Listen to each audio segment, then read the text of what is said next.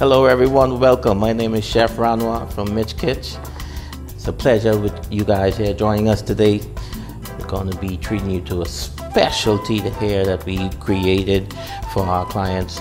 It's called Androsian Conch cake. It's a native indigenous ingredient that we use here in the Bahamas. It's the natural aphrodisiac. It's the secret to all best delights in the world. This dish is one of our trademark dishes here at Mitch Kitch, and today we're going to walk you through and show you how we create it and how to prepare it. Okay, so to start off this dish, we're going to go with the topping, which is a pineapple salsa. Pineapple is sourced from Eleuthera, which we call it the sugar loaf. It's grown in large production on the island of Eleuthera from the Bahamas, and it's literally what the name is, sugar loaf. It's sweet, delicious, very citrusy flavor, and mixed with the tropical essences of that island. So I advise you, when you shop local Eleuthera pineapples, okay? So what we're going to do with these, we're going to dice them very fine. So we want to slice them down very thinly. Because the dish that we're creating, we want the salsa to be additive to it, not so much as the star of it, because we really want you to appreciate the flavor of the conch in this dish. So we're going to finely dice it. This is also accompanied with tomatoes, bell peppers, onions, some fresh cilantro, basil, thyme, which I've already prepared some in this bowl here that I'm putting the pineapple in. So we're just going to dice a few more pieces, and then we're going to add that to it. I add a little bit of red wine vinegar, a pinch of salt, some olive oil, just to add to the base and open up the flavors a little bit more, balance the sugar with a little acidity and salt. So we take a nice fresh piece of basil here and some fresh cilantro, and we're going to finely dice those as well, and we're going to add that right into that mixture.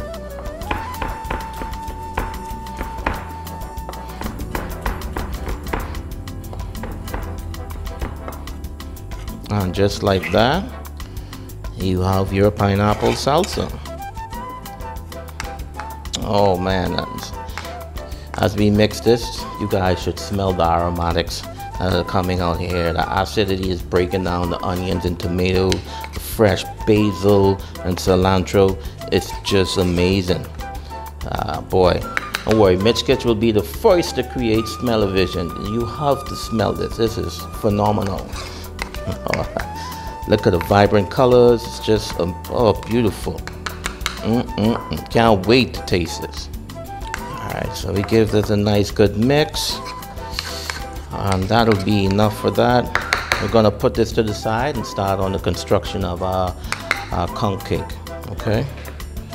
Alright, so what we prepared here is our sexy conch cake mixture. These are conch that freshly dived this morning. We went out to Montague Dock, and we got the guys out there to dive them out fresh out of the water, freshly cracked, skinned, diced finely. We added some bell peppers, some onions, some fresh thyme, some fresh lime, lemon, some orange, some basil, cilantro, some parsley. We added a little touch of Dijon mayonnaise, a little salt, a little pepper, a little pinch of ginger and garlic, and we mixed those together, and we added a little breadcrumb to it, and that'll be our binding agent for it to make the cake. So once you created and got this paste here, what we do is we take about an ounce, you take a spoonful out, and we're going to mold it in our hand. Just like that, and then we're going to add a little breadcrumb to it. This is going to give us a nice coating on the outside, which is going to crisp it up and help mold it into the shape that we want. So I'm going to mold this into a petite disc, because you can use these also as like an appetizer or for cocktail receptions. It's very delicious as well. We use these a lot for our introductory cocktail hour, hors d'oeuvre hours. so we can introduce our clients to what a wonderful taste we have here in the Bahamas. So we will mold them to this size right here, and we'll place them on the side, and then we'll create some more, and then we'll lightly pan sear them and then dress them before service.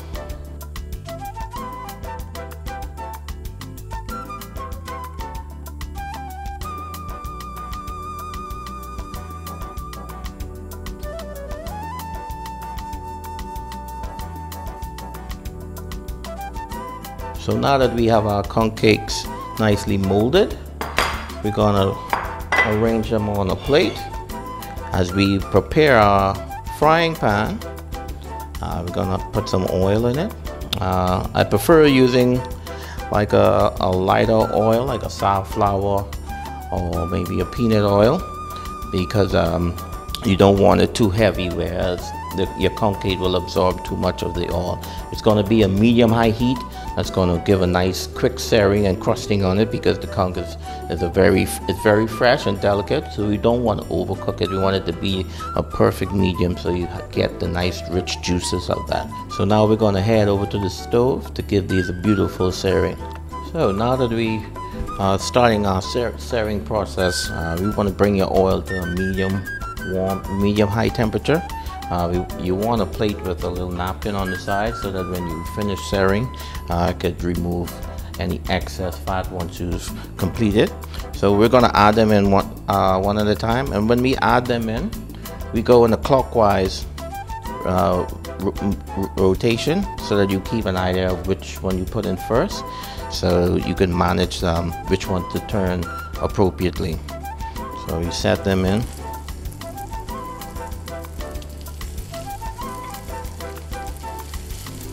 And I like to give it a little press in the middle, because sometimes the center is a little indented, so you get an even caramelizing on each side. And these will turn a nice golden brown fairly quickly, so you watch your temperature. You don't want it to get too hot and burn, and you can always check on the side. As you see, the side start to get golden. As you can see with this one, you have a beautiful light brown, and that's what you want to achieve right there. As you can see, I'm going in my clockwise rotation again, and I will turn each one appropriately. Oh man, you should smell the aroma. Oh man, this is smelling delicious. So as you can see, it's a very quick transition. The process is fairly quick. The temperature might drop a little bit as you add to it and it cooks on one side, so you might want to monitor it and maybe adjust it a little higher when you turn them over. Give it a little shake, let the oil distribute evenly, catch the sides, heat up balance as well.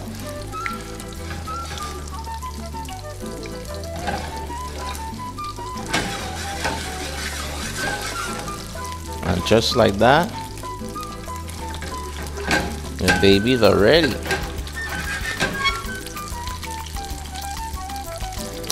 And we want to bring our pan closer to our tissue and turn them over on the opposite side, whereas it doesn't get soggy, because this is the hotter side.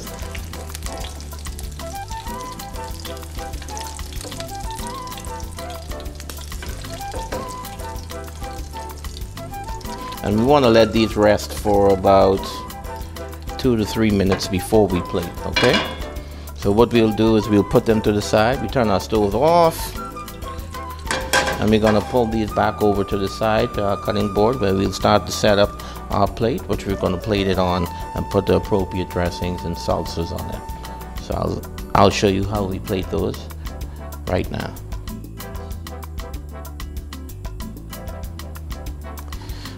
All right, guys, we're gonna get into the exciting part now. It's the plating of the final process. So what we're gonna do, we're gonna accentuate this dish a little bit more with a additional garnish, we're going to take a little baby radish. I'm going to get some nice medallion slices out of her. So we want to go a few nice thin slices just to accentuate color and texture, acidic value to it as well. So we're going to use our platter, and we're going to use our base for this dish is going to be arugula. So we're going to use a little arugula, and we're going to spread it gently around across the bottom.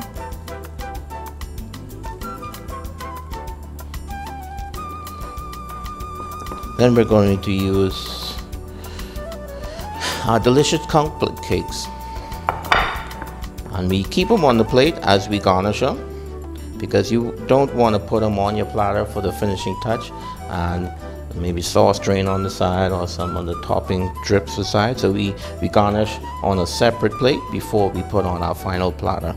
Okay, so what I'm adding here is our house-made spicy aioli. I use avocado mayo. It's much healthier than the regular, but for you that want to, you can use regular mayo as well. So this is a spicy aioli. The base of it is used from a local pepper. It's called the goat pepper that's grown traditionally here in the Bahamas. So it's infused with a little mayo, Dijon, a little Worcestershire sauce, seasoned with some lemon juice, a little lime, and a pinch of pepper. Okay, so we add a little dollop of aioli on it. Then we dress it with our pineapple salsa that we created earlier. And so we just want to add a nice little dollop. Like I said, we don't want to overpower it. It's more to accentuate the flavors, the nice tropical flavors of the pineapple, the sweetness, the tardiness, the red wine vinegar, the onions, the bell peppers, tomatoes, the fresh cilantro and basil. All those combinations along with the conch and the aioli is just phenomenal. So we dress that very lightly, and then we're going to add these onto our platter. Yes, so we take them one at a time, nice and gentle, and rest them gently along the plate. 1, 2, 3, 4, 5, and 6. And then final touches, we add our radish medallions, and these, like I said, accentuate a little rusticness to it as well, texture wise, acidity. The combination of all the flavors are just phenomenal. And there you have it, a masterpiece for you to feast right here at Mitch Kitch. I guarantee you this dish here is an award-winning combination. Anyone you present this to will love it, fall in love instantly. So I look forward to the recipe card and try it at home.